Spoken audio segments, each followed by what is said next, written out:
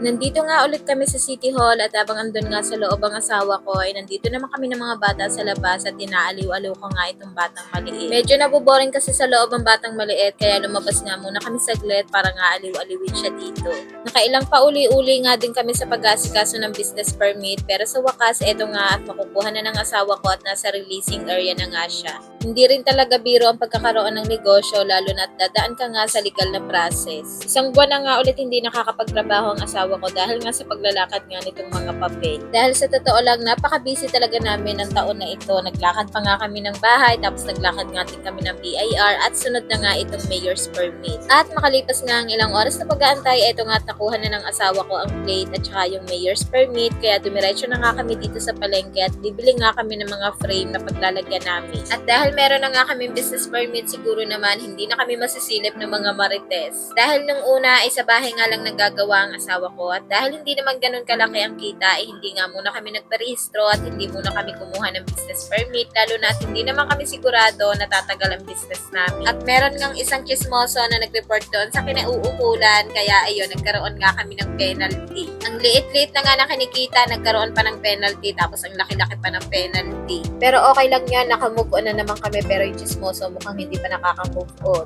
At balik na nga tayo dito sa ginagawa ko mga mare. Nakapamili na nga ako ng mga frame na bibilhin ko. Tapos bibili nga din sana ako ng ledger. Kaya lang wala nga akong makita nung hinahanap ko. Kaya sa iba na nga lang ako bumili. At habang namimili nga ako ng mga kailangan namin, meron din isang bata na namimili ng mga bibilhin niya. At eto nga mga laruan na naman. Tapos sa paikot-ikot nga namin dito ay nakakita nga ako ng unan. Tapos 299 lang by one take one na. Kaya sabi ko nga sa asawa ko ay bibili nga ako para meron naman kaming bagong unan. Hindi naman sa pagbibiro pero first time ko talaga bumili ng unan dahil ang mga unan nga namin ay binigay pa ng hipag ko. Tumitingin-tingin din kasi ako sa online kaya lang hindi pa nga ako makapag-decide dahil mas gusto ko nga makita sa personal dahil baka nga mamaya ay kakaunti nga lang yung laman. At nung okay na nga ang mga pinamili ko ay nagpunta na nga kami sa counter para magpa-punch. At dahil malapit na naman ang Valentine's Day, ayan nga tandami na namang flowers for you. Pero dahil nagkakaedad na nga tayo, hindi na tayo kinikilig sa mga bulaklak-bulaklak na yan at mas kinikilig pa tayo sa mga bagong gamit sa bahay.